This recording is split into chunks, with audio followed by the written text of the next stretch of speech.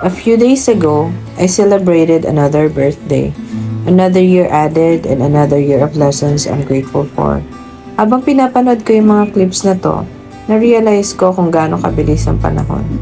Parang kailan lang nangangarap lang ako. Ngayon, andito pa rin naman, nangangarap pa rin, pero mas matatag na. Hindi naging madali ang journey. May mga araw na pagod ako, may mga gabi na tahimik lang ako nag-iisip. Pero sa lahat ng yon, never akong nag-isa because God was always there. This past year taught me that growth doesn't always look pretty. Minsan magulo, minsan mahirap, minsan tahimik lang. Pero kahit mabagal, as long as guided ka, umuusad ka. Sa lahat ng taong naging parte ng buhay ko, thank you sa inyo, sa mga sumusuporta, naniniwala at patuloy na nagdarasal para sa akin. Thank you so much.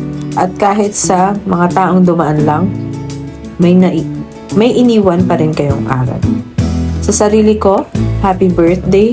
Salamat sa pagpili mong bumangon araw-araw. Salamat sa pagtitiwala kahit hindi klaro ang mga bagay-bagay. Salamat sa paniniwalang may dahilan ang lahat ng bagay sa tamang oras. Sa panibagong taon ng buhay ko, I choose peace over pressure, faith over fear, and grace for myself and for others.